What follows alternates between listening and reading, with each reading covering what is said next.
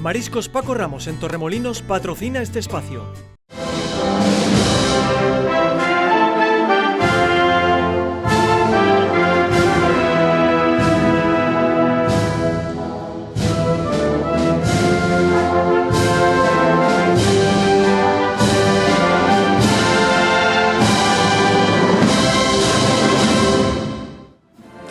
Buenas noches, bienvenidos. ¿Qué tal el verano?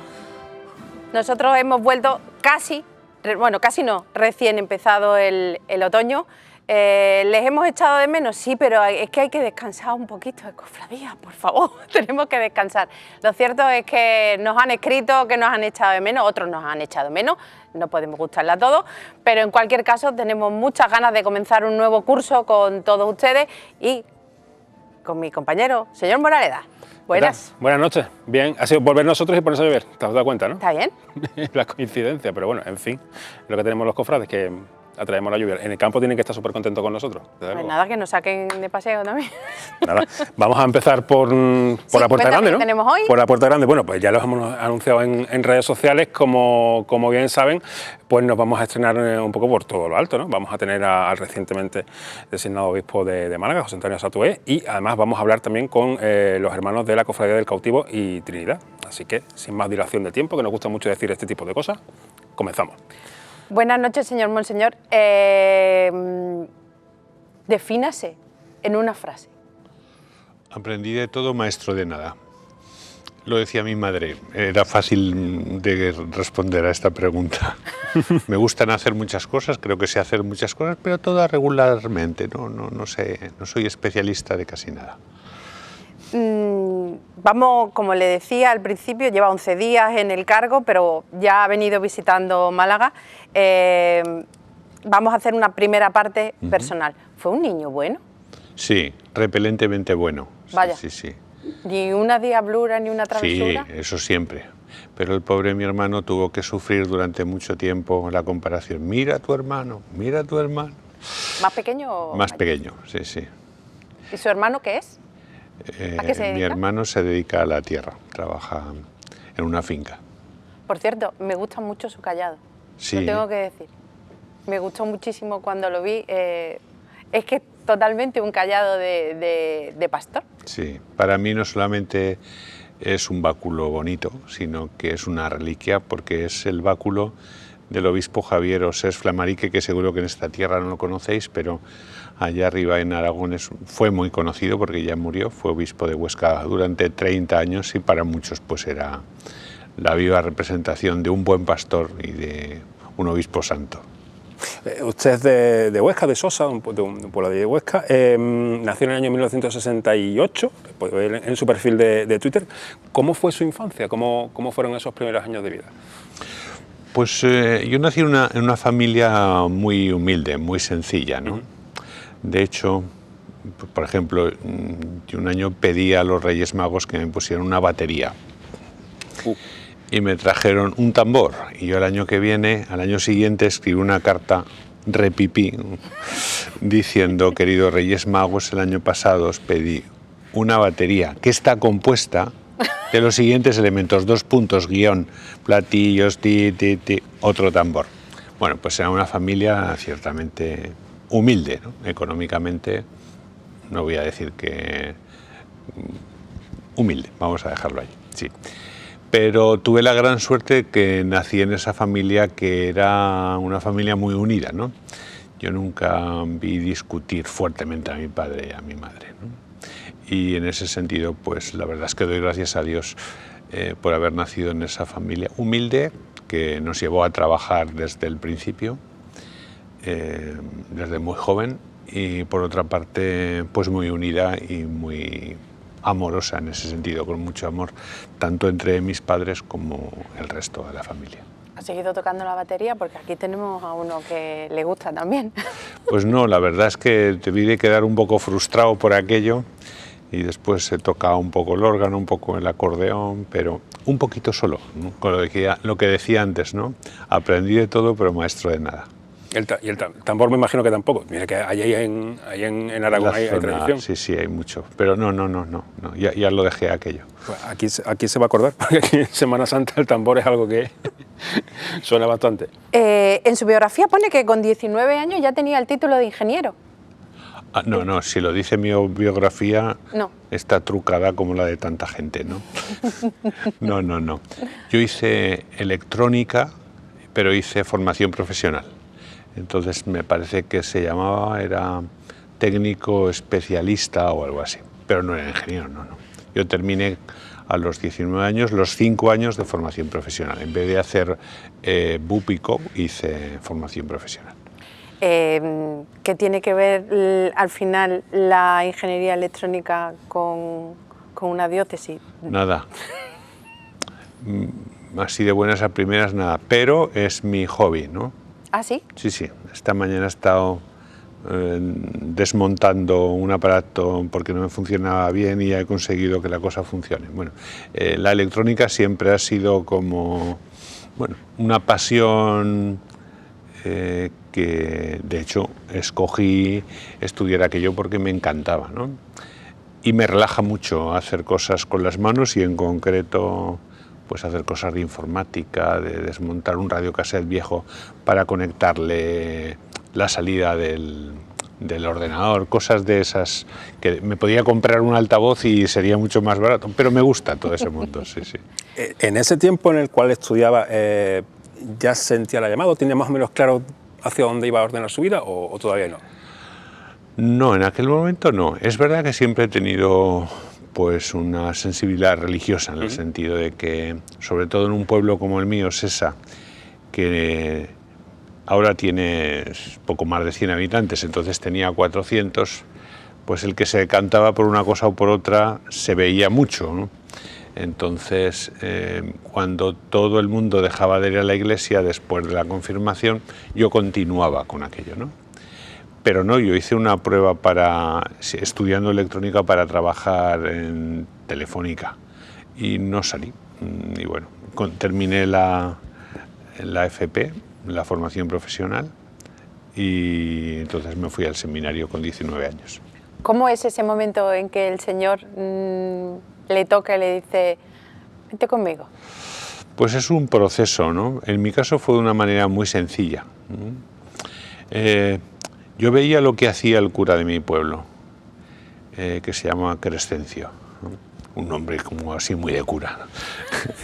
Y resultó que en alguna ocasión, bueno, pues a mí me llamaba mucho la atención las cosas que hacía, el estar cerca de las familias, el que cuando había algún problema él estaba cerca, nos daba catequesis a los niños y a los adultos, a los adolescentes, tenía un grupo de matrimonios que hablaban de la educación de los hijos, celebraba por supuesto los sacramentos y yo empezaba a vislumbrar que aquello me llenaba, ¿no?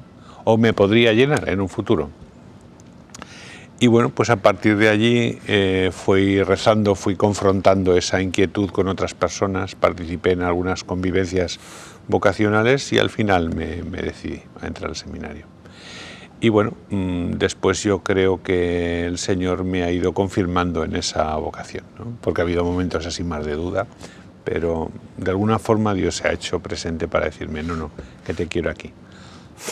Lo de las dudas es algo que le preguntaremos algo después, porque por lo que escribe también en redes sociales vemos que es un hombre que lanza muchas preguntas, no tiene mucha certeza, sino que le gusta preguntarse cosas. Cuando toma esa decisión, ¿sus padres cómo se lo toman? Pues mi padre lo toma con mucha naturalidad. Mi madre se queda un poco más sorprendida y no le gusta tanto en un primer momento.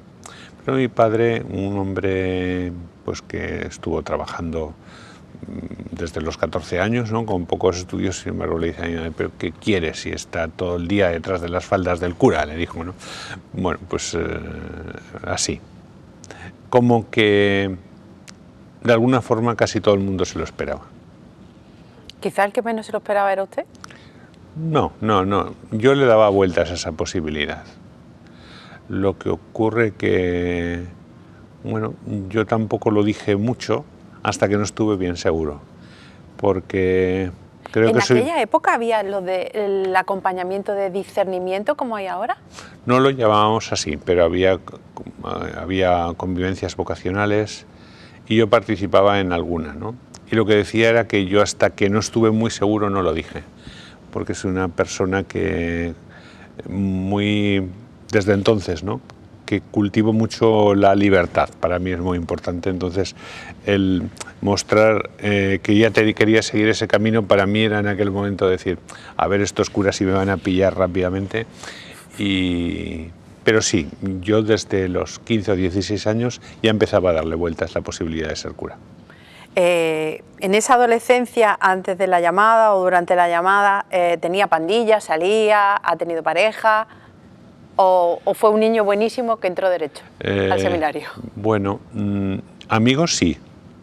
De hecho, una de las cosas de las que presumo y que a mí me ayuda es que mis amigos de toda la vida son para mí una cosa muy importante, ¿no? Muy importante. De hecho, los amigos con los que entré en la escuela cuando tenía 5 años, pues algunos más cerca de la iglesia, otros nada cerca, hacemos una pandilla que nos juntamos siempre que podemos, ¿no? Pues para el 9 de agosto, que es la víspera de San Lorenzo, la fiesta de Huesca, quedamos a almorzar huevos fritos con algo, o si es posible, procuro hacer la Nochevieja con ellos, ¿no? Y en ese sentido, pues el mantener ese grupo de amigos a mí me resulta muy, como muy tener los pies en el suelo. Y bueno, la verdad es que poco a poco ellos ciertamente les costaba comprender mis opciones, pero siempre no solamente las respetaron, sino que en algún momento ellos han expresado su admiración por los pasos que he ido dando. Y estuvieron en Teruel el día que me hicieron obispo y estuvieron aquí. Sí, sí. Y bueno, tenemos esa complicidad de siempre. Por cierto, me ha dicho un pajarito, después le digo quién, que esa noche se quedó usted hasta tarde para preparar el sermón de la toma de posesión, porque la impresora se ve que dio problemas a las 2 de la mañana, ¿no? Es que soy un pesado. Y entonces cuando tengo que escribir algo, pues parece que estoy escribiendo una encíclica, entonces le doy una vuelta y otra vuelta, y esto lo podría ordenar. Y la verdad es que, bueno, pues de alguna forma sí que es verdad que quise cuidar especialmente esa homilía, no porque fuera programática, sino porque es la primera y de alguna manera pues quería, no sé, tratar con cariño, con el mismo cariño que yo estaba recibiendo a los malagueños y malagueñas. Usted sabe que se metió a media Málaga en el bolsillo con lo del partido de fútbol, ¿verdad? Sí, lo que pasa que me parece que un cuarto después de perder el Málaga los perdí, pero espero volverlos. No. Ahí se lo ganó. Lo cierto es que desde aquel momento el Málaga no levanta cabeza. No le vamos a echar las culpas tampoco de eso. ¿Cómo fue el momento en el que se ordena sacerdote? ¿Qué recuerda de aquel día? Bueno, hubo 2 momentos como muy interesantes, porque mis padres murieron antes de que yo fuera sacerdote, ¿no? Entonces, antes de ordenarte sacerdote, te ordenan diácono, ¿no? Que es el paso ya fundamental, porque pues ya te comprometes a vivir en celibato, incluso la iglesia ya te pone en la seguridad social. Digamos que el momento que cambia la vida es esa, ¿no? Es el de diaconado. Y el diaconado se celebró en Sesa, en mi pueblo, ¿no?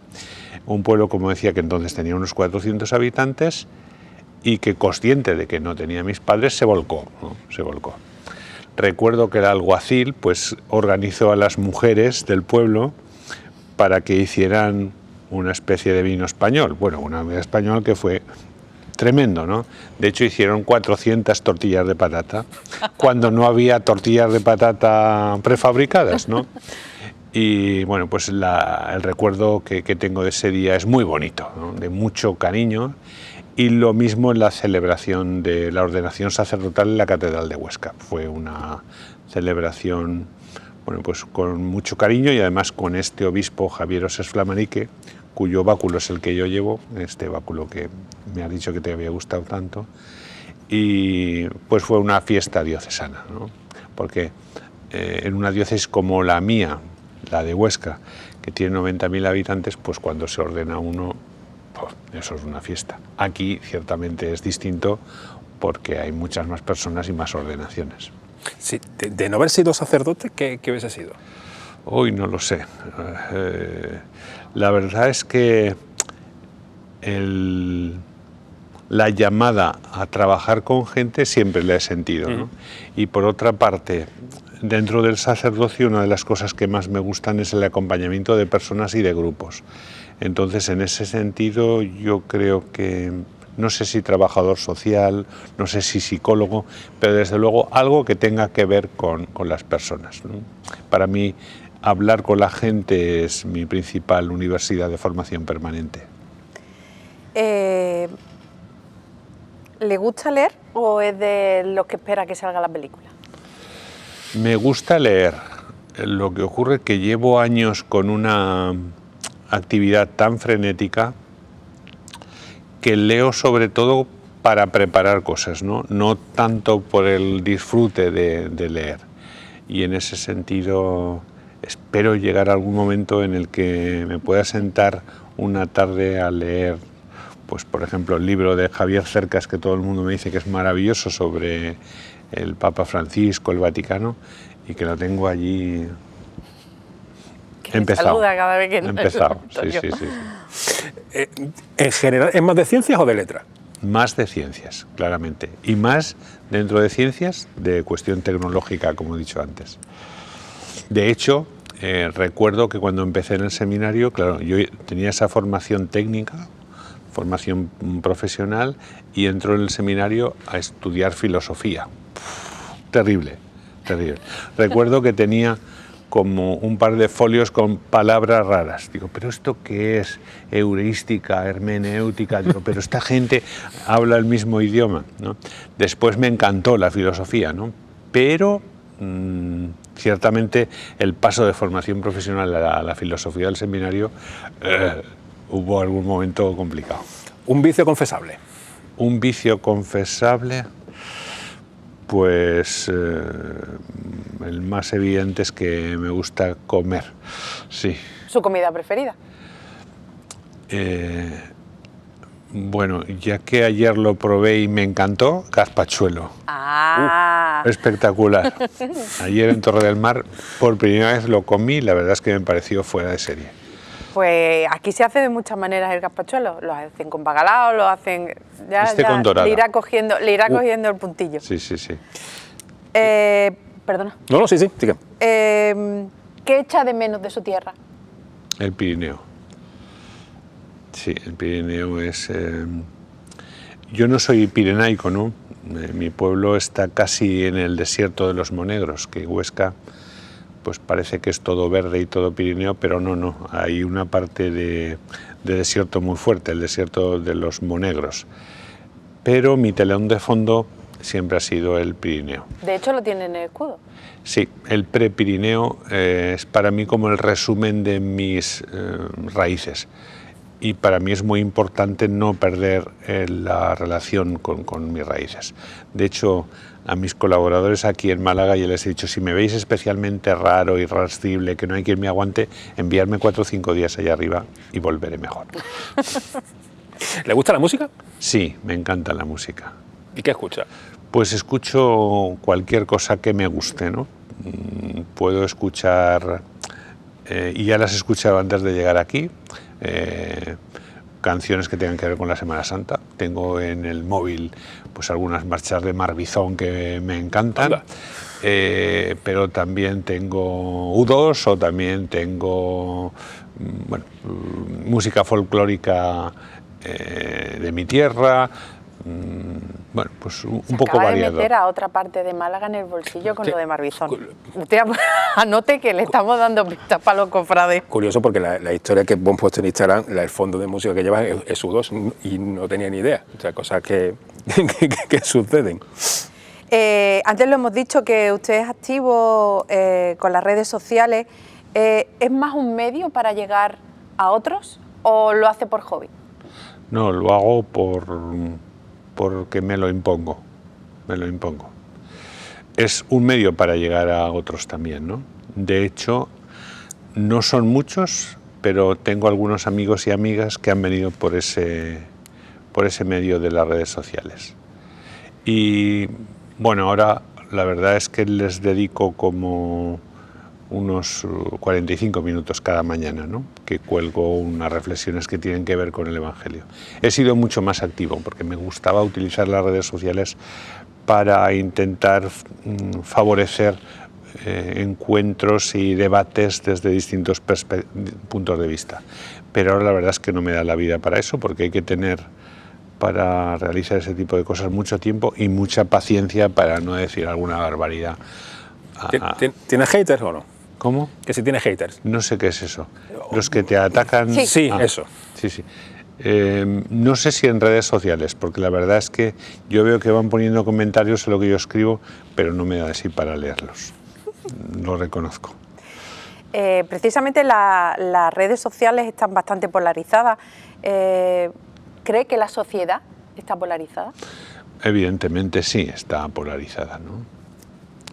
Y en ese sentido, pues comento a veces con alegría, como menos mal que hay determinadas realidades que nos ayudan a despolarizar. Y aquí en Andalucía yo creo que una plataforma que nos ayuda a encontrarnos, gente distinta, es precisamente las hermandades y cofradías. Porque te puedes encontrar gente bien, gente pobre, gente de izquierda, gente de derecha, y me parece que necesitamos mucho estos espacios de encuentro entre personas con diferentes sensibilidades sociales, políticas, religiosas, etc. Antes ha dicho que pone mucho en valor la libertad. ¿Usted se siente libre? Sí, me siento muy libre. Y es verdad que uno representa una institución y por tanto es consciente de que a veces no puedo decir todo lo que uno opina, pero procuro ser muy libre, incluso, por supuesto, dentro de la Iglesia, ¿no? Mis jefes saben perfectamente lo que opino con respecto a casi todo. Le voy a hacer una pregunta muy personal, por mi parte. Ahora que ha dicho que usted se siente libre, mi padre era muy religioso, mi padre decía que la libertad se la daba el seguir a Jesús. Yo creo que en mi caso ha sido una cosa aprendida de mis padres, ¿no? Mi padre tenía también un concepto muy fuerte de libertad y de la justicia. Y no cabe duda que en mi caso, que cultivo la fe, pues ciertamente también me ha ayudado a ser más libre y a buscar la justicia. Entre otras cosas porque sé que siendo libre puedo encontrarme con problemas, puedo encontrarme con rechazos, puedo encontrarme con gente que se pueda reír de lo que yo digo o que yo hago. Pero la verdad es que tener la seguridad de que el amor de Dios no me va a fallar, a mí eso también me ayuda a ser más libre y a intentar actuar siempre en conciencia. ¿Qué es lo que le enfada? Me enfada sobre todo que se pisoteen los derechos de la gente más humilde. Me enfada una barbaridad, ¿no? Y cuando oigo a veces de determinados discursos que, por ejemplo, intentan criminalizar a la gente más pobre, es algo que no lo puedo soportar, ¿no? ¿Es consciente de que eso lo puede llevar a meterse en muchos charcos? Ya, pero prefiero que meterme en charcos que no estar cerca de los preferidos de Jesús y de no actuar de acuerdo con mi conciencia. ¿Cuál es la virtud que más aprecia? La sinceridad y la laboriosidad. De hecho, esto lo aprendí del cura que he dicho antes, Crescencio, el cura de mi pueblo. Cuando terminé los estudios y estaba a punto de empezar el ministerio, a ejercer el sacerdocio, él me dijo, quizá tengas la tentación de pedirle al obispo que te ponga con curas que piensen como tú. No, busca siempre compañeros que sean sinceros y trabajadores. Y la verdad es que para mí es mucho más importante eso que otro tipo de cosas, ¿no? Siempre se nos clasifica a la gente izquierda-derecha. Yo prefiero clasificar a la gente trabajador, perezoso, sincero, mentiroso. Me parece mucho más importante una cosa que otra. En su perfil de redes sociales pone que también que le gusta mucho la radio. Sí, me encanta la radio. Así como en televisión tengo que venir y vengo y procuro estar lo más natural posible, en la radio me manejo mucho mejor. De hecho, durante 7 u 8 años presenté un programa de radio en la COPE, en Huesca. Interesante. Los cristianos no podemos hacer otra cosa que acoger a los inmigrantes. Lo voy a empezar a plantear porque nos vamos a ir ya mismo a publicidad. Hay quien se supone que es seguidor de Cristo, pero predica todo lo contrario con esto. Usted está muy vinculado al tema de la migración, así como a la pastoral gitana, ¿no? Luego lo desarrollaremos en la segunda parte. Dame un avance. Bueno, pues yo creo que en este tema, que es un tema complejo, no podemos frivolizar ni dar respuestas simplonas, pero lo que no podemos hacer son discursos que criminalizan a la gente con problemas. Yo creo que eso no lo podemos hacer. Y en ese sentido yo creo que hay que compatibilizar dos cosas. Por un lado, la acogida con el derecho y la obligación que tienen los estados de regular la inmigración. Me parece que tanto una cosa como otra son absolutamente necesarias. Nos vamos a ir a publicidad, como le decía, nos vamos a publicidad y luego seguimos, que ahora ya vamos a entrar, digamos, más en el cargo del señor obispo, porque ahora hemos conocido a la persona. Nos vemos ahora.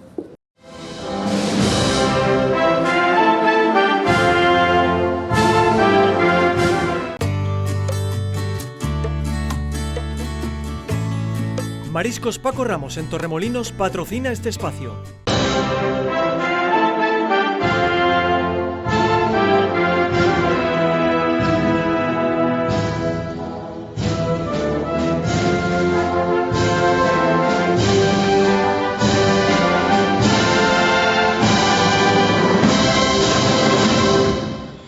Seguimos con Monseñor Satué y vamos a seguir avanzando ya. Hemos dejado, digamos, la parte más íntima, más personal, y ahora ya nos vamos a meter en temas un poquito de más calado. No sé si fue una declaración de intenciones el sermón que dio cuando tomó la posesión, pero usted dijo 3 cosas: humildad, coherencia y misión. Y hoy ha vuelto a repetir la palabra humildad.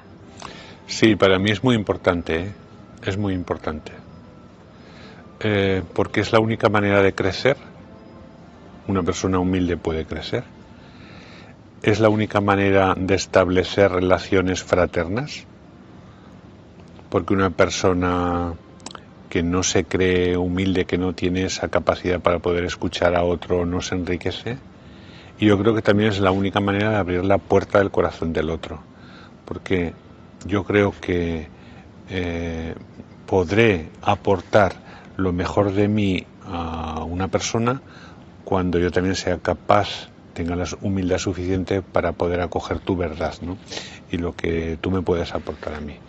Y por otra parte, porque en este mundo en el que estamos, tan sumamente a veces violento y crispado, me parece que la humildad es un valor que ayuda también a evangelizar.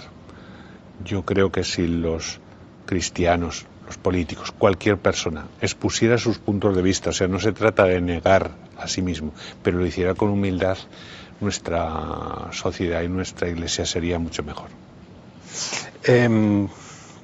¿Cómo es su día a día como obispo de Málaga? Pues de momento no tengo día a día.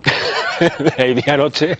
O sea, yo voy intentando poner, y de hecho me escribí una serie de cosas, porque cuando cambio de sitio de alguna forma quiero apuntar 3 o 4 cosas que no quiero repetir y algunas que quiero cuidar, pero de momento cada día la agenda es distinta. Hoy ha sido el Media Day, pero otro día pues supongo que será más de viajar, como ayer, a visitar a un arciprestazgo. Otros días son más de recibir a personas en el obispado.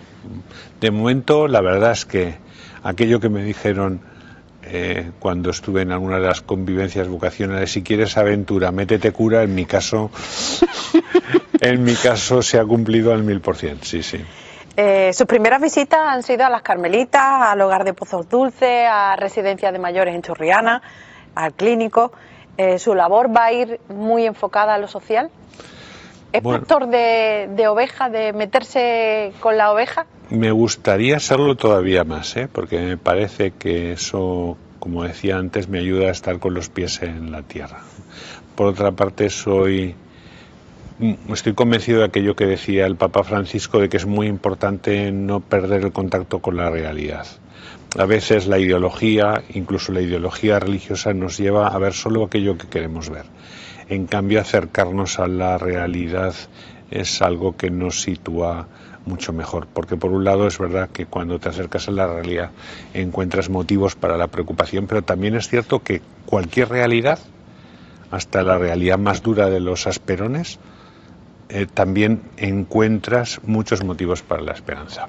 Y ciertamente allí en ese barrio hay muchas dificultades, mucho sufrimiento, pero también muchos ángeles que caminan por esas calles y entran en las casas más pobres. Ciertamente los asperones es uno de los temas que queremos tocar con usted. Es un barrio que lleva dando vueltas la idea de que tiene que desaparecer y que esas personas pues tienen que ser reubicadas en otros espacios. La labor de la Iglesia también va en ese sentido. Tiene que ser, el tema de los asperones siempre ha sido muy incómodo en Málaga. ¿La Iglesia también tiene que ser un poco incómoda en ese sentido? Sí, la Iglesia, con respecto a las injusticias, con respecto a las situaciones de pobreza, yo creo que tiene como dos papeles muy importantes. Por un lado es la atención inmediata a las personas y a las familias, y creo que eso se está haciendo. De hecho, fui acompañado por personas que trabajan en la Cáritas, por el sacerdote de esa demarcación y también por personas que no trabajan desde la Iglesia, pero que desde su fe han hecho una opción muy fuerte por ese barrio, ¿no? Y por otra parte está la denuncia de las situaciones injustas, ¿no? Que es algo que habitualmente hacemos poco, pero yo creo que de vez en cuando hay que hacerlo y hay que levantar la voz cuando los derechos de la gente más pobre se pisotean. Ahí podríamos hilarlo con el tema de la migración, que además lo va a encontrar dentro de la diócesis en la zona de Melilla. Sí, no cabe duda, ¿no? Que ese es un tema muy importante que presenta muchos desafíos, ¿no? Y como decía antes, no podemos utilizarlo como munición política, porque me parece que, cuando discutimos sobre un tema podemos decir las barbaridades que queramos, pero cuando nos estamos refiriendo a personas que lo están pasando tan mal, que han sufrido tanto para poder venir aquí, tenemos que quitarnos las sandalias porque estamos en terreno sagrado, ¿no? En Roma trabajaba como en un ministerio, ¿no? Allí se llaman dicasterios del Vaticano, y tenía un voluntariado con menas, los famosos menas, ¿no? Claro, aquellos chavales cuando llegaban a aquella casa, hasta que empezaban a reverdecer, estaban con la cabeza baja, y acompañarles era un ejercicio muy bonito, ¿no? Me emociono con facilidad cuando hablo de ellos, porque ciertamente algunos podían pasar meses hasta que empezaban a vivir otra vez, ¿no? Y ciertamente cuando con alguno de ellos, después de meses de acompañamiento, veías que les cambiaba la cara y que decían, bueno, aquí podemos vivir, estamos apoyados aunque no estemos con nuestras familias, decías, aquí ya hay esperanza otra vez. Entonces, me parece que cuando hablamos de la gente que más sufre, no podemos hablar de cualquier manera. ¿Se es muy injusto con la Iglesia hoy en día? Yo diría que se es muy injusto con la Iglesia y a la vez muy generoso con la Iglesia. Yo creo que las dos cosas ocurren, ¿no?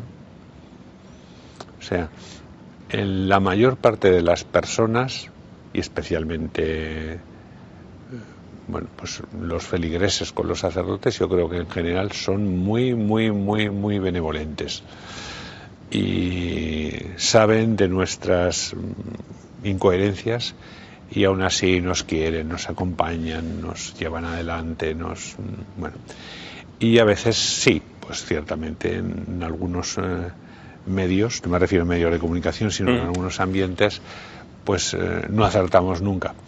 Pero bueno, me parece que en ese sentido no somos los únicos en tener ese trato así poco favorable. Quiero decir que a veces hablamos con frivolidad de los periodistas, de los curas, de los políticos, y a veces también se habla así de la Iglesia. Pero en general yo creo que somos más queridos que tratados con esa indiferencia. ¿La principal amenaza que tiene hoy en día la Iglesia cuál sería? Pues yo creo que la Iglesia no puede perder como dos polos muy importantes, que son los que definen nuestra esencia. Uno es Dios y otro es la gente más pobre. Mientras no perdamos y fortalezcamos nuestra relación con Dios, vamos por buen camino. Y mientras no perdamos la relación y el cuidado de la gente más sencilla, vamos por buen camino.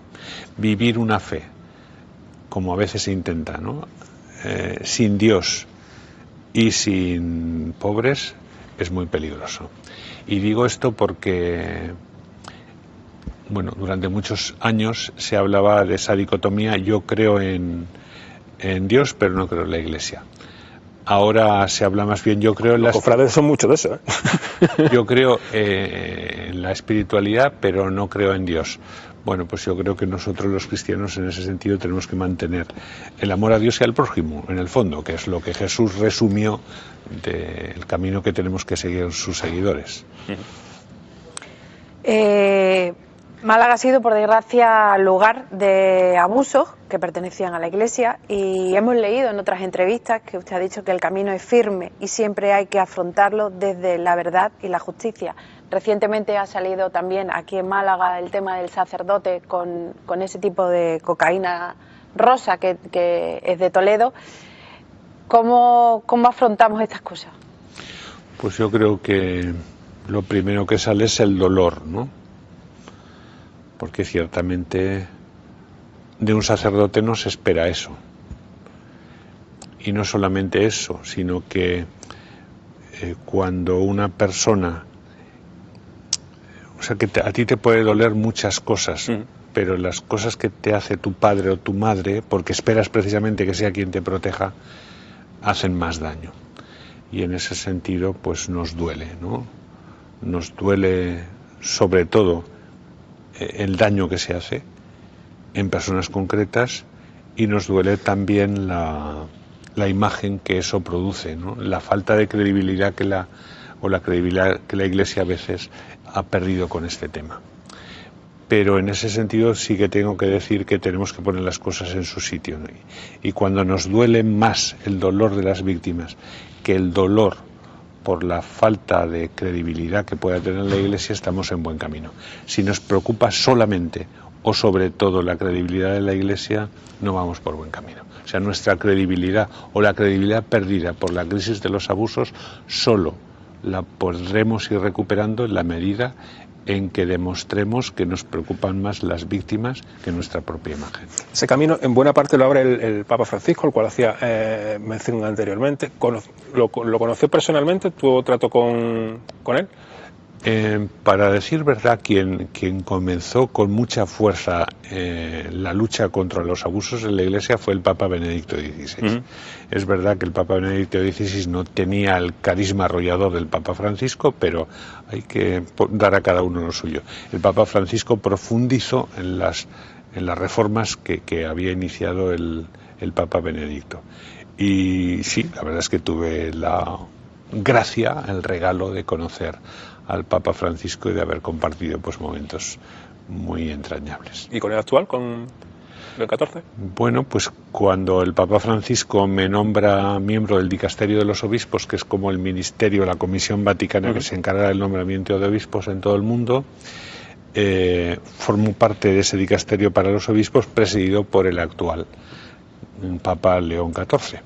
Entonces, pues son de esas carámbolas que uno no se espera, ¿no? Que con el Papa Francisco, bueno, pues tuve una relación muy cariñosa, y ahora pues ciertamente por este trabajo de 2 años que llevo en el Vaticano tengo cierta relación con el Papa, ¿no? ¿Son como se ven? Así que Sí, ahora entiendo absolutamente. que no nos escucha nadie. Absolutamente. Tal y como se ven en la tele. Sí, sí, sí. El Papa Francisco en las distancias cortas era igual de chocante, igual de divertido, igual de provocador. Y el Papa León, pues en las distancias cortas es igual de callado, igual de delicado, igual de prudente. Bueno, pues son desde luego dos personas humanamente muy distintas, pero creo que muy unidas en lo fundamental. Y en ese sentido, pues sí que veo que la Iglesia, con esta transición, está viviendo un momento de continuidad, pero no de continuismo, ¿no? Y me parece que es lo normal. Vamos a dar un saltito Sí, al cofrade ya porque nos queda poquito. Nos queda poquito y nos vamos a saltar esto. Exactamente, nos van a matar porque esto se supone que es un programa cofrade. ¿Conoce ya algo de la Semana Santa? ¿Le han hablado bien mal de los cofrades? Me han hablado muy bien. Sí. Me han hablado muy ¿Y bien. no le han contado lo malos que somos de vez en cuando? Lo que me han contado es que a veces hay mucho litigio. Allá justo un año que hay un montón de elecciones y hay un montón de Sí, nuevos sí. hermanos mayores, con lo cual los periodos de elecciones son casi igual que los políticos. Ya. En eso no nos distinguimos Sí, mucho. sí. Tanto dentro de algunas cofradías como unas con otras. Pero fundamentalmente he escuchado muchas cosas bonitas y por otra parte como un desafío el acompañamiento a esta realidad, ¿no? Que desde luego marca la religiosidad de esta tierra. Se va a encontrar con un grupo de cofrades locos que son capaces de montar una caravana de 16 camiones de un día para otro para ir a la Dana, que recogen alimentos con cualquier mínima excusa y trabajan codo a codo con Cáritas, pero que a lo mejor hay algún loco que te dice, es que yo soy ateo. Y tú dices, ¿y estás en la cofradía? Sí. Y mi cautivo, por ejemplo, o mi esperanza, y tú dices, bueno, ¿cómo llevamos eso? A mí me parece fantástico eso. Me parece fantástico, ¿no? O sea, gracias a Dios en la Iglesia hay plataformas en las que participan no creyentes. ¿Cuánta gente no creyente participa como voluntario en Cáritas o en otros lugares, ¿no? Yo creo que tenemos que mantener las esencias, y las esencias ciertamente es que tanto la Cáritas como ahora estamos hablando de las hermandades, dentro de su esencia está el ser católico, pero dentro de nuestra esencia católica está el ser abiertos. Católico significa universal, católico es lo contrario a cerrado, y en ese sentido el que haya personas que participen de una manera u otra en lugares como Cáritas o como las cofradías me parece muy bueno. ¿Es cofrade? ¿O ha sido cofrade? Yo tengo que reconocer que miraba al mundo cofrade con muchas resistencias, ¿no? Porque me parecían como muy Gente que del norte folclóricos, entiende todo este follón. muy folclóricos y poco comprometidos. Pero, para bien o para mal, en mi última etapa en Huesca me nombraron párroco de la parroquia de Santo Domingo y San Martín, que es la parroquia que aglutina las parroquias de Semana Santa de la ciudad. Y el párroco de esa comunidad es a la vez prior de la archicofradía. Y cuando uno comienza a conocer las cosas de dentro, las ve con mucho más respeto. Y algunos de los estereotipos que yo tenía se me cayeron, ¿no? Porque es verdad que cuidan hasta, bajo mi punto de vista, la exageración, si tienen que salir con el pie derecho o con el pie izquierdo, pero después trabajan la formación, como decías, promueven obras sociales, aglutinan a personas de distintos puntos de vista, distintas extracciones sociales. Entonces uno dice, a ver, aquí hay mucha más riqueza de la que yo veía. Y espero que aquí me pase algo parecido. Pero vamos, aquí ya no vengo con esa prevención. Aquí vengo dispuesto a aprender, ¿no? Y como he dicho muchas veces, yo creo que los malagueños y malagueñas, cuando os mire y os vea cómo vivís vuestra religiosidad, cómo miráis a cualquiera de vuestras imágenes, poco a poco se me irá pegando esa sensibilidad. si tiene a bien, desde luego, ya está invitadísimo para presenciar las cofradías con nosotros en Semana Santa. Le hemos pedido a algunos compañeros en relación a su visita, bueno, que planteasen algunas preguntas. Lleva poco tiempo en Málaga, pero bueno, sí conocerá más o menos un poco cómo nos movemos, el hecho de que, bueno, pues en cuanto al deporte, la Rosaleda, por ejemplo, está en proceso de cambio. Málaga está al Mundial de Fútbol, finalmente no se ha desechado esa cosa. La catedral, por ejemplo, que también está sin terminar, que es uno de los temas que está encima de la mesa. Nuestro compañero Félix Godoy nos preguntaba que qué va a ser antes, si que se termine la catedral o que tengamos la Rosaleda nueva. Yo creo que tendremos la Rosaleda, entre otras cosas porque templos como la catedral no se terminan nunca. O sea, este tipo de templos está en continua evolución, ¿no? A veces una evolución que se nota más, otras que se nota menos, pero la catedral, si las cosas van bien, siempre habrá reformas, siempre habrá cosas que hacer. Decía usted antes que en las hermandades, cuando le he puesto el ejemplo de que eres ateo pero eres cofrade, o eres agnóstico pero eres cofrade, que perfecto, que cabe todo el mundo. Nosotros tenemos un programa, tenemos 2 programas al año que se nos critican a veces por ello, porque dice que todo está normalizado, pero nosotros seguimos haciéndolo porque consideramos que de vez en cuando nos salen esos haters cuando los vamos a hacer y nos dicen que estamos equivocados. Uno es el Día de la Mujer y lo otro es en junio hacemos un día de lo orgullosos que estamos de todas las personas, independientemente de su condición sexual. Las cofradías han sido un sitio donde el colectivo LGTBI pues ha tenido probablemente un sitio donde se les ha recogido, donde ellos han estado seguros en unas épocas en las que no se podía decir abiertamente, y en el caso de la mujer pues aquí en Málaga su introducción ha sido de forma gradual, probablemente antes que en otros sitios como en Sevilla. Cabemos todos, ¿verdad? Como cristianos. Todos, incluso los divorciados que no pueden Eso lo hacía el comulgar. Papa Francisco. Eso el Papa Francisco, con respecto a estos colectivos, no cambió la doctrina. Pero bueno, nos ayuda a comprender que en la Iglesia cabemos todos y cada uno con su mochila a la espalda. Porque el que esté libre de pecado, que yo creo que es una frase de esas que demuestran la divinidad de Jesús, ¿no? Que tire la primera piedra. Y entonces en la Iglesia todos somos pecadores, todos tenemos muchos valores que aportar y todos tenemos muchas cosas de las que convertirnos. Y en ese sentido todos, hombres y mujeres, tengamos una condición u otra, estamos bien recibidos o queremos que estén bien recibidos. Y espero que sepamos dar signos concretos de que aquí cabemos todos, ¿no? Y todos, además hoy usted ha hecho unas declaraciones diciendo que se va a acercar a todos los grupos de la diócesis para como una consulta con ellos, todos, o sea que no solamente somos los cofrades y otro tipo de formación. Yo estoy muy convencido de que la Iglesia tiene que avanzar por el camino de la sinodalidad, ¿no? Es decir, del diálogo, no solamente dentro de la Iglesia, sino de la Iglesia hacia afuera. Y ese camino que impulsó el Papa Francisco, pues aquí en Málaga ya lleva un largo recorrido y espero que de aquí en adelante sea todavía más fuerte, ¿no? Para que lo que la Iglesia tiene que hacer ya lo sabemos de siempre, ¿no?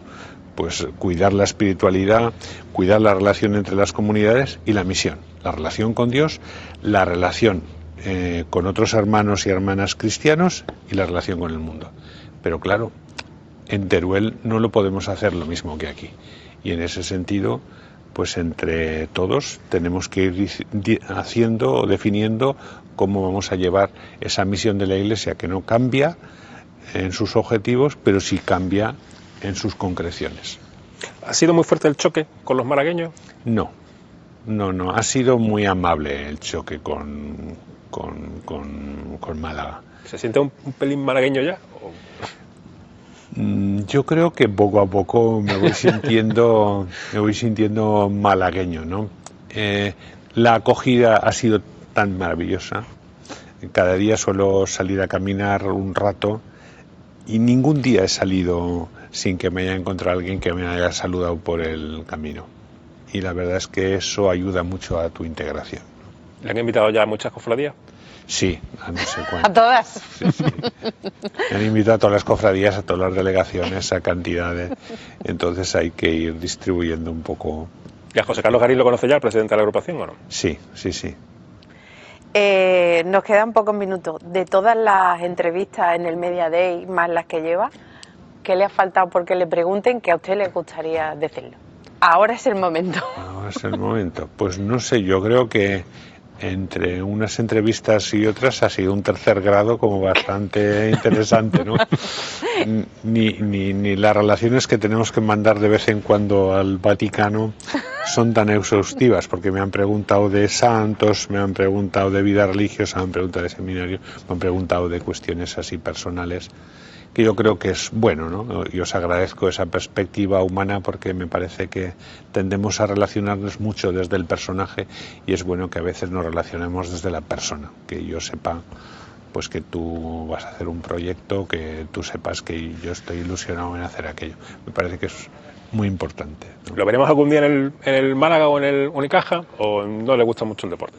Pues la verdad es que el deporte no lo practico demasiado. Lo único que practicaba era el frontón y por otra parte caminar por la montaña, eso sí.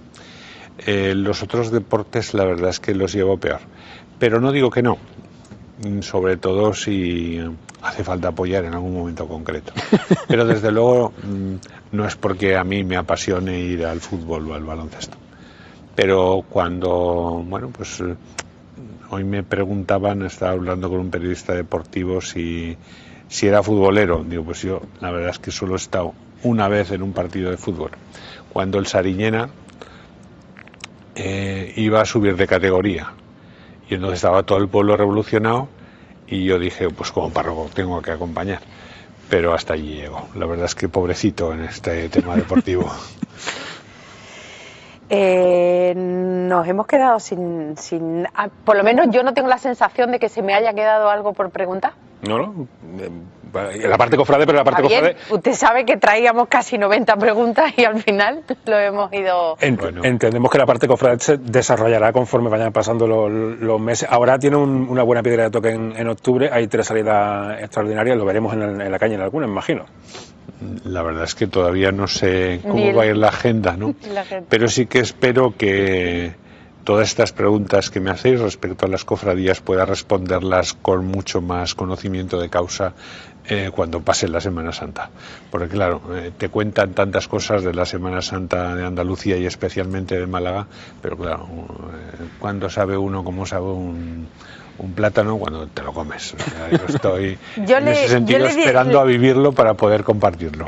Le aconsejaría que pudiera callejear y que se dejara usted invadir por todos los sentidos, pero va a ser difícil porque pequeñito no es. No. La media, nos lleva a la media de Málaga. Antonio Bandera lo que hacía, se ponía una gorra, se medio disfrazaba. No creo que llegue a ese punto.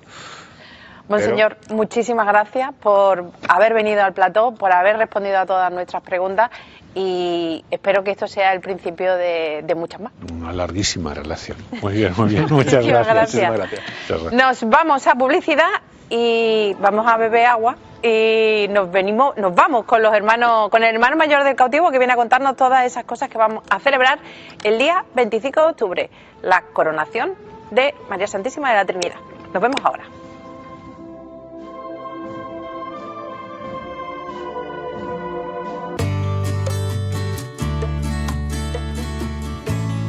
Mariscos Paco Ramos en Torremolinos patrocina este espacio.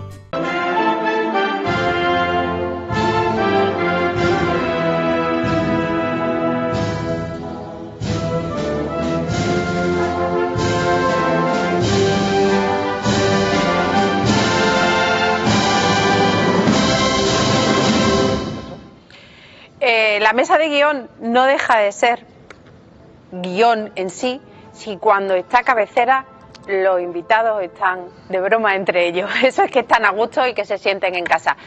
En casa los recibimos a la Hermandad del Cautivo, que como ustedes saben, el 25 aniversario de la coronación de María Santísima de la Trinidad Coronada lo vamos a celebrar y lo están celebrando desde principios de año. Mario Ortega, buenas noches. Buenas noches. Raúl Arribas, Buba. Buenas noches. Muy buenas noches. Víctor Carnero, Hola. buenas noches. Te tengo que hacer la pregunta del millón, porque claro, que si no, si me he dejado el resto con el señor obispo y ahora no te lo hago a ti, me van a decir después todos los haters que ya me están diciendo que tengo que hacer el programa de otra manera y acabamos de empezar. ¿Qué ha pasado con las elecciones? Bueno, pasar, ya lo sabemos todo lo que ha ocurrido. Es una pena que nos haya ocurrido esto. Lo habíamos preparado con mucha ilusión y estaba todo muy en orden y en regla. Bueno, hubo una documentación que se presentó un día después, que según yo estuve hablando no tenía mayor importancia. Después también hablaron de una firma en un documento. Bueno, dicen que yo la he puesto. Bueno, no voy a discutir, la he puesto, pero si la he puesto es porque alguien ha hecho el documento, mal ha puesto a la firma y yo lo he firmado, en el supuesto de que lo haya firmado, que queda la duda. Y son mínimos detalles que no tenía que por qué tener ninguna importancia con respecto a lo que es unas elecciones, porque no tiene sentido de que por un día que hayan presentado la Comisión Electoral los documentos nos denuncien, que claro, no han denunciado del exterior. Que eso, si no hubiera ocurrido denuncia, eso hubiera pasado, hubiera entrado, hubiéramos tenido nuestras elecciones correspondientes y no hubiera habido ningún problema. Pero bueno, yo hablando en el obispado con respecto a este tema, el obispado me dice, bueno, es que tenemos que ir una denuncia y claro, está, no tiene, en fin, es algo que no es normal y tal, pero bueno, vamos a arreglarlo, Mario. Cuando termine el 25 aniversario, convocamos elecciones. Ah, estupendo, vale, pues ya está, don Rafael. Yo encantado, muchas gracias, el que nos pueda permitir de que tengamos después del 25 aniversario las elecciones, cuando en un principio también nos la prohibieron, porque yo estuve comentando y hablé si había alguna posibilidad de convocar elecciones después del aniversario, por el tema de que estábamos metidos en el tema, y nos dijeron que no. Ya después, a consecuencia de lo que ha ocurrido, pues don Rafael nos ha dicho, bueno, sin problema, después de las elecciones, después del aniversario, convocamos elecciones y ya está, eso no termina, no hay ningún problema. Entonces yo ya le dije a don Rafael, de acuerdo, pero quiero ir de la mano de usted, para no cometan ningún otro error. Bueno, pues nos vamos de elecciones para acabar el año. Sí, y entonces yo espero que entre noviembre y principio de diciembre tengamos las elecciones. Más que nada porque tampoco se podrá alargar mucho, porque si no, la Semana Santa está ahí detrás. No, y es que no lo dijo, dice, nada más que termine el aniversario, convocarse elecciones para tenerlas eso entre noviembre y final de noviembre y principio de diciembre. Es lo que esperamos. Yo tengo dos preguntas en ese sentido. ¿Por qué siempre que hay elecciones en el cautivo surgen este tipo de problemas, si no similares? Si las posturas dentro de la cofradía son tan irreconciliables, ¿y a quién beneficia el hecho de que no se produzcan unas elecciones en su momento? Dentro de la cofradía no hay ningún tipo de problema. Eso lo está discutiendo yo, y yo le digo al que me dice lo contrario, digo, demuéstramelo. Pero ninguno me demuestra nada. En la cofradía interiormente está muy bien. Gracias a Dios, está muy bien. Tenemos una oposición en la calle que es la que mete leña. Mínima. Es la que mete leña. Pero yo he estado en diversas elecciones. No hay ningún problema, ni nadie se ha metido en nada, ni nada. Se han hecho las elecciones, a lo mejor los documentos pues, se habrán presentado en su momento, o lo mismo se ha presentado días después, pero como no había nadie que proteste, ha salido adelante y no había ningún problema. Pero la cofradía interiormente está muy bien. De hecho, bueno, lo vais a ver ahora, ¿no? Que estamos preparando un aniversario estupendo, pero no hay ningún problema. Lo que pasa es que hay una oposición fuera que, bueno, que está ahí. Yo, si me permitís, que me gustaría añadir un detalle. Creo que me parece que de todas las elecciones que ha habido, que son unas pocas, me parece que era la única con una sola candidatura. Ese candidato, Benjamín Pastor, y los que le acompañábamos en la candidatura, entregamos 417 avales. Creo también, por lo que yo he estado viendo en noticias, creo que son más avales que votos obtenidos en la gran mayoría de las elecciones que se han producido. Es decir, como bien dice Mario, no estamos ante una hermandad desunida ni dividida, ni muchísimo menos, y como bien dice Mario, lo veremos en estos días que se vienen, ¿no? Pero bueno, como en todos lados también, pues hay un pequeño sector que no están dentro y le gustaría, quisieran, y bueno, pues toman un camino, creo yo, equivocado, pero bueno, que está en su derecho de tomar camino que estimen oportuno. Lo que no se entiende mucho es que habiendo una candidatura solo, por unas denuncias y tal, se tenga que posponer unas elecciones cuando realmente tampoco no hay ni hay perspectiva a lo mejor que pueda haber una segunda candidatura presentándose. Esa es una de las cosas que yo estuve hablando en el obispado y no llegaba a entender cómo podía ocurrir eso, por cosas insignificantes que no tiene mayor importancia, ¿no? No altera lo que es una cofradía, ni altera unas elecciones, no altera nada. Presentar un documento un día después o que vaya una firma de más, no tiene mayor importancia. Que vaya una firma de más en el documento o no, no tiene mayor importancia. Por eso es algo que yo no comprendo ni comprenderé jamás de por qué se ha suspendido estas elecciones, pero bueno, ya está. Pues entonces vamos a disfrutar del 25 Sí, aniversario. Eso estamos. Ese 25, ¿tú dónde estabas en el año 2000? Yo estaba en el año 2000, iba de capataz en el traslado de la Virgen hacia la catedral y a la vuelta venía portándola. Yo en aquel entonces era secretario de acta de la cofradía. Yo he pasado por todo, ¿eh? A mí menos los números que no se me dan, pero he pasado por todo, por todo. Secretario, vicesecretario, albacea, fiscal, he pasado por todo. ¿Y qué te acuerdas de aquel día que lo tengas aquí? Mira, yo me acuerdo la salida de la catedral. Es algo que tengo grabado. Hubo que levantar el trono para pasar la reja y tal. Y en aquel entonces, no sé por qué, se me movió un poco el estómago y me sorprendió verla de salir. Porque yendo de entrada a la catedral de Capataz, que yo iba de cola, bueno, pues sí, empezó a llover un poquito y tal, vas con el rollo de, venga, vamos. Pero una vez que yo ya estaba debajo de ella y verla de salir, y lo que allí se formó en esa salida, para mí fue espectacular y eso no se me olvida jamás en la vida, la salida. Víctor, tú eres el encargado, el responsable de cultura y el que está organizando todo esto. Vimos ayer, en el día de ayer fue cuando se inauguró la exposición de Rebello de Toro. ¿Tenéis otra exposición pendiente en el Museo de la Aduana? ¿Tenéis mesas? Cuéntanos. Bueno, ciertamente lo que son los actos de aniversario empezamos el 29 de junio. Con el concierto en el Echegaray de nuestra banda, de la Trinidad Sinfónica. Aquello se llamó Melodías de una Coronación, donde estrenamos 2 marchas nuevas para sumar al patrimonio musical que tenemos a día de hoy, que ya contamos con 27 marchas. Evidentemente se interpretaron 10 nada más en el concierto, si no se hubiera hecho interminable aquello, ¿no? En la lista de Spotify, claro.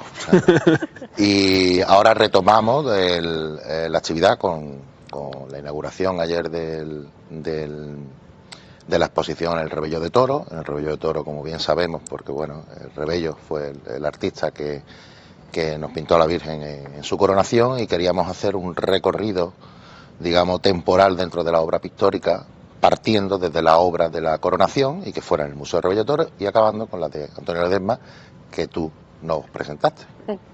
Algo de eso me suena. Sí.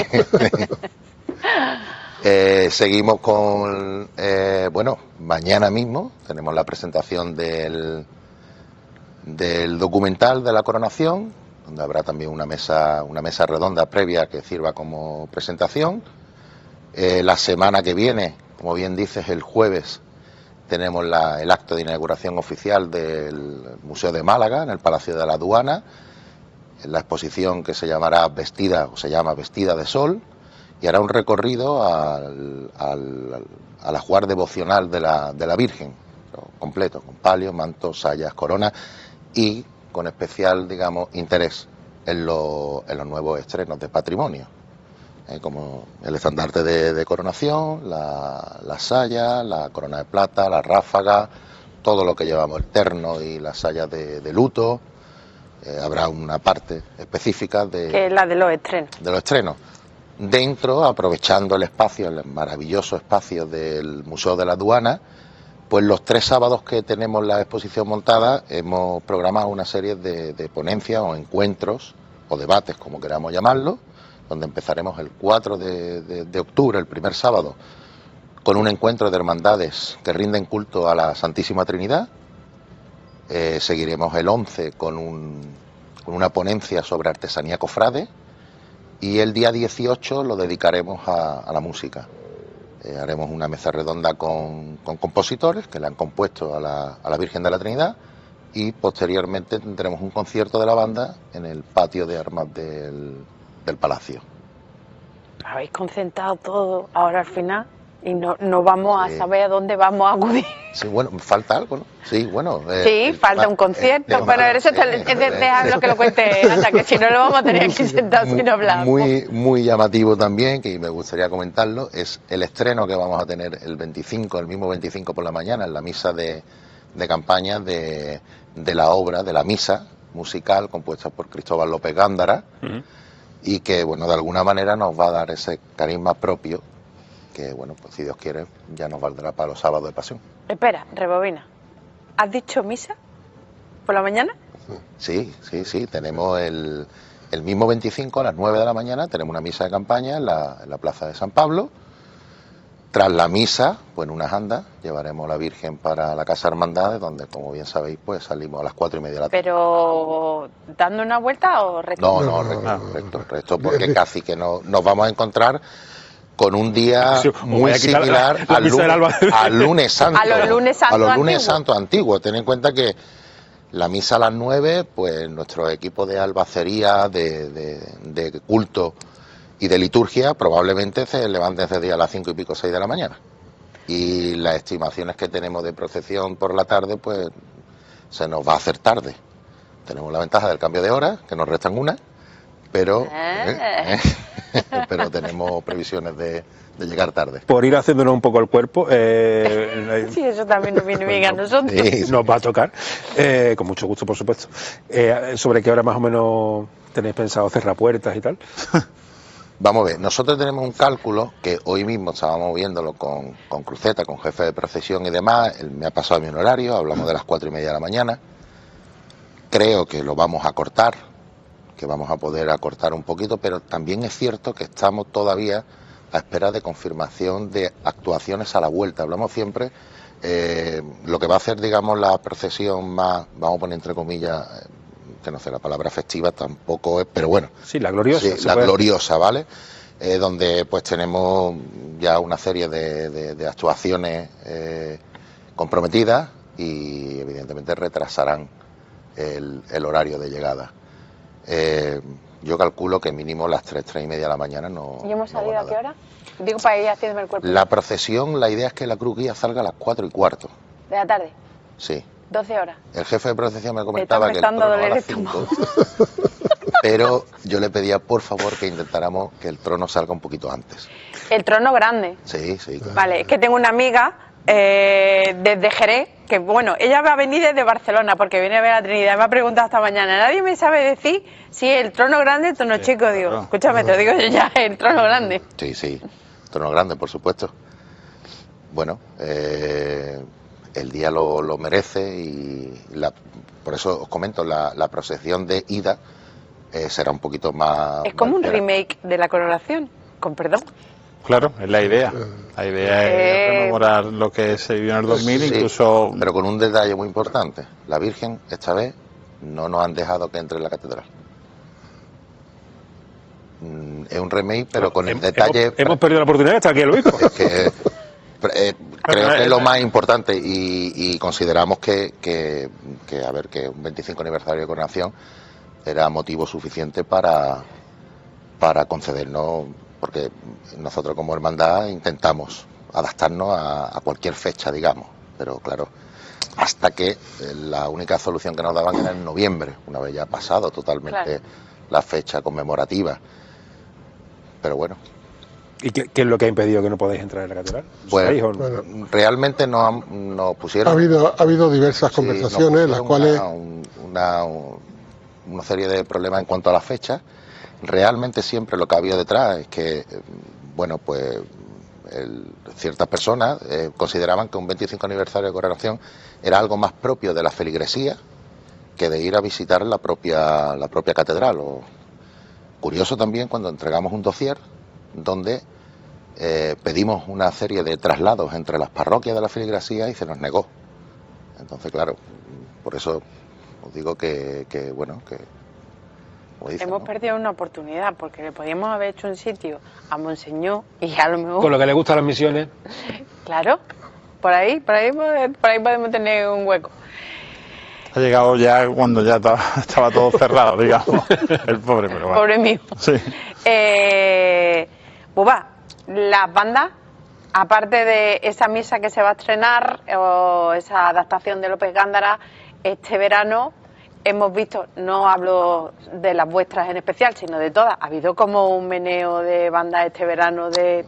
¿Qué ha pasado? Bueno, lo que ha pasado, retomando un poco lo que hablábamos al principio, ¿no? Era año electoral en muchas hermandades, cambios de hermanos mayores y, bueno, evidentemente, pues, cambios de gustos musicales. Entonces, sí es cierto que a nivel Andalucía, inclusive, ha habido muchísimo movimiento de bandas de una hermandad u otra. Nosotros mismos, ¿no? Bueno, nosotros, la banda Cautivo, pues estábamos Jueves Santo en Misericordia, ahora estamos en el Santísimo Cristo de los Milagros, el año que viene. Es decir. Pero bueno, cuestión de nueva junta, nueva mayordomía. Poco habéis hecho lobby en el barrio y sí. casi que... El puente, abrimos el candado del puente, el domingo Ramos con la Salud, cerramos el jueves con Zamarrilla. Pasamos bueno, con Ciudad de San Pablo, claro, el Viernes Santo con Ciudad de San Pablo, lo cerramos. De la procesión hemos comentado, bueno, que se puede alargar más o menos el trazado que tenéis previsto para la procesión del 25. Bueno, todavía está por ver. Todavía está por confirmar, porque de hecho en las reuniones que tuvimos con Protección Civil, con la policía y demás, nos comentaron que había ciertas calles que le habíamos propuesto que por favor la dejáramos en espera hasta que nos dieran la confirmación por desmontajes navideño, claro, de terrazas, de bares y demás. Pero bueno, básicamente... Os vais a juntar junto con la luz, claro, porque... Pero creo que en ese aspecto creo que no vamos a tener problemas. No, ahí no hay problema porque también las calles que por la que se habló donde... 25 de octubre se encienden ya las luces. No, la están montando, la están montando. ¿Ya hay turrón en el supermercado? Sí, el montaje de alguna, pero no afecta a las calles. El mantecado te lo puedes comer el 20 de agosto. El mantecado, sí, como la lotería de Navidad. Sí. Buba, la salud de las bandas, las escuelas, ¿cómo va eso? Muy bien, la verdad es que las dos bandas gozan de muy buena salud, además un verano, porque como bien dice, estamos hablando de verano, con esta efeméride y muy ilusionados, es casi un adelanto de Cuaresma, el vernos pues bueno, pues ambas bandas poder acompañar a nuestra madre. También en el caso de Cornetas, que tiene una cita importante en Córdoba, en La Magna, pues es casi una Cuaresma lo que tenemos por delante. El 3-4, ¿no? Es la Magna en Córdoba. La Magna 11 y 18. 11 y 18. Y más los conciertos que tenemos pendientes, más lo que ya los hermanos de la banda Trinidad han realizado en junio, más lo que le queda todavía, que a los pobres, bueno, son la banda música de ella y los pobres les toca una agenda apretada a ellos, pero bueno, lo hacemos con mucho gusto. Se le hemos preguntado a Mario sobre ese día en concreto en el año 2000. ¿Vosotros cómo lo recordáis? Bueno, yo lo recuerdo como hombre de trono, muy jovencito. Yo empecé a sacar a la Trinidad en el año 95 y yo tengo ante esto ya ha pasado el tiempo y hablamos de la coronación como algo glorioso, algo grande y demás, efectivamente. Pero como hombre de trono que lo viví en aquel día, si yo tengo un recuerdo, en contra de lo que ha comentado Mario, yo tengo recuerdo de la soledad en la calle. Y es una espinita que llevo clavada de entonces. Sin embargo, fíjate que precisamente Ella, la coronación... ¿Al entrar al barrio? Al entrar al barrio, entrada a la calle Trinidad. Yo me acuerdo aquella noche jugaba un Real Madrid-Barcelona, aquel famoso que a Figo le tiraron la cabeza del cochinillo y tal, y era como una impotencia, es decir, ni el día de su coronación va a haber gente en la calle para verla, para arroparla y acompañarla. La vuelta fue desangelada, la entrada a calle Trinidad.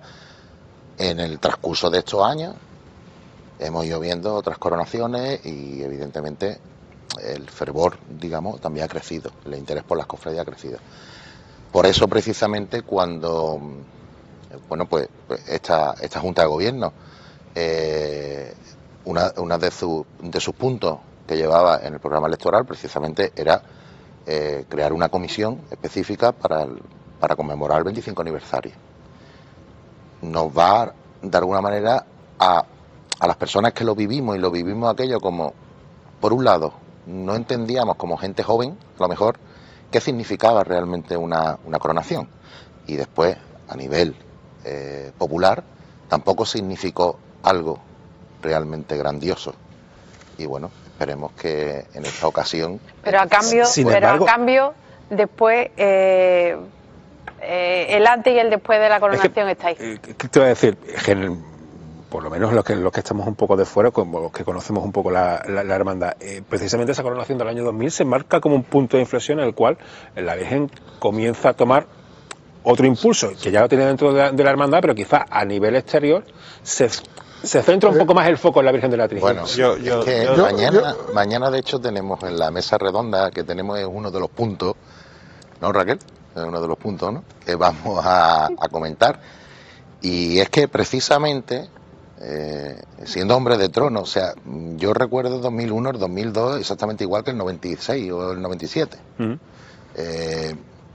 La Virgen de la Trinidad, además, que da la casualidad que el primer año que llega al paso el trono, por lo menos, y empezamos a partir de ahí a construir, a hacer una llamada de atención al público. Yo comentaba mucho en el trono que con la lástima o la pena de que sola va, no vamos a ningún lado. Aquí o generamos un interés o la gente no te ve, porque es tal cual.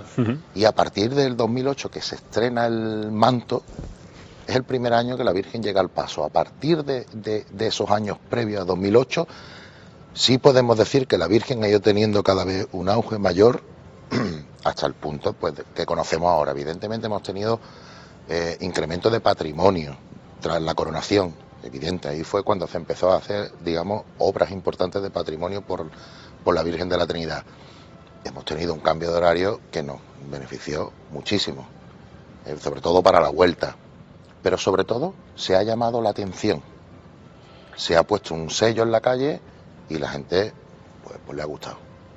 Yo creo que, y es opinión personal mía, yo creo que a partir del 2000 se concienció la hermandad de la joya que tenía en ella, y mucha gente y a partir de esa concienciación se fue creciendo, y los niños de aquel 2000 han crecido y son las que la llevan volando. Porque hay mucha gente joven, o yo veo que hay mucha gente joven alrededor de la Virgen de la Trinidad, que antes, pues a lo mejor no por lo menos no se veía tanto. Yo estoy convisto un poco que el punto de inflexión lo veo un poco más alejado, más 2006 se empezaron los primeros coronados, aunque en 2006 no se consiguió pues llegar como se pretendía, pero hubo un intento importante. Y de ahí adelante, ¿no? 2007, 2008. Y bueno, incluso yo, a lo mejor no lo está diciendo, yo sí lo voy a decir, creo que la creación del grupo de Mesa Trinidad fue fundamental. Ahí es donde yo iba. O sea que era mejor como fue... Creo que yo lo diga. No, pero, que tú lo digas y no lo estás diciendo, pero lo digo yo. Lo digo, y yo también lo digo. Vamos a ver, yo he vivido desde antes del 2000 y vivido hasta ahora. Yo siempre he comentado y he dicho de que gracias a no he inventado Mesa Trinidad, sino a un grupo bastante importante de hombres de trono, ha hecho de que la Virgen vuele, independientemente del patrimonio, de todo lo que se ha hecho, porque ese grupo de hombres ha inculcado al resto del hombre de trono en qué forma tiene que ir la Virgen por la calle, de qué manera, cómo hay que llevarla, cómo hay que hacerlo. Ese grupo de hombres.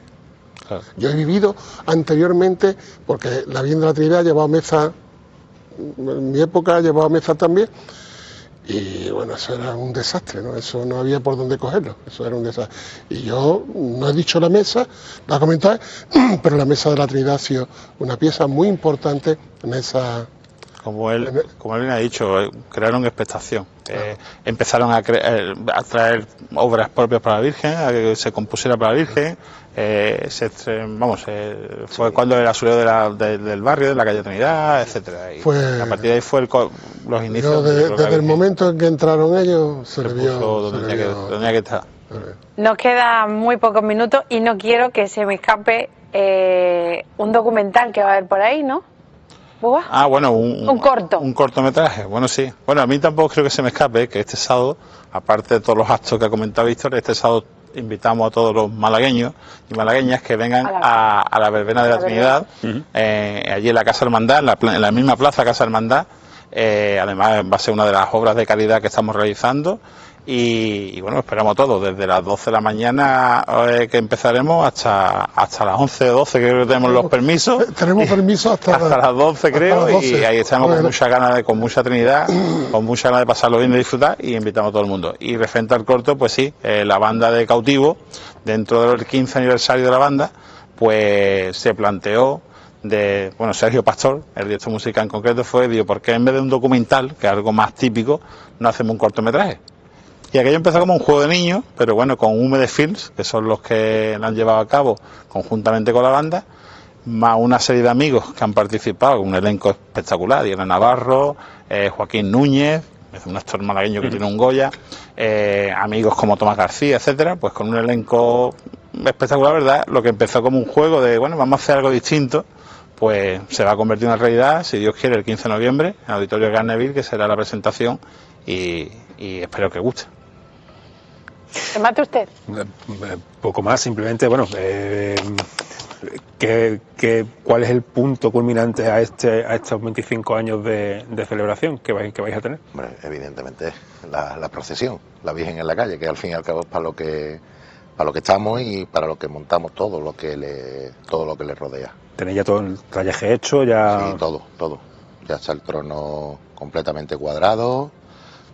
La cuadrilla de limpieza, qué importante. Con un poco de tristeza, porque la verdad que en estos tiempos que corren, que siempre es bueno que la gente acuda a apuntarse a una extraordinaria, pero nos encontramos con una situación desagradable también, que es tener que dejar a más de la mitad de gente fuera, y porque evidentemente teníamos un criterio que era, primero, hombres de trono tanto del Señor como de la Virgen, segundo, el resto de hermanos, todos los hermanos que se han apuntado van a salir en uno de los 2 turnos de la Virgen, y después externos. Lamentablemente, pues puestos externos nada más que nos quedaron 50 y se nos apuntaron 900 personas. Entonces, pues bueno, como parece que es muy llamativo que viene mucha gente, pero por otro lado te da esa pena, ¿no? Pues para muchas horas de la calle. Agradeceros que nos hayáis acompañado. Mario, me alegro de haberte visto por aquí y espero que todavía nos queden algunos más antes de vernos.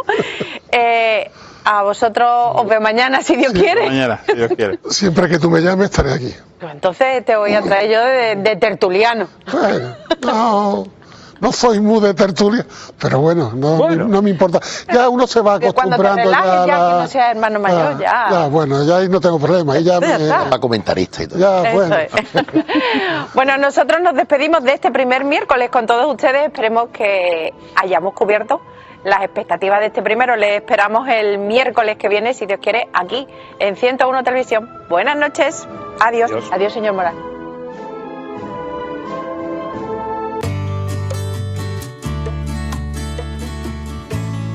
Mariscos Paco Ramos en Torremolinos patrocina este espacio.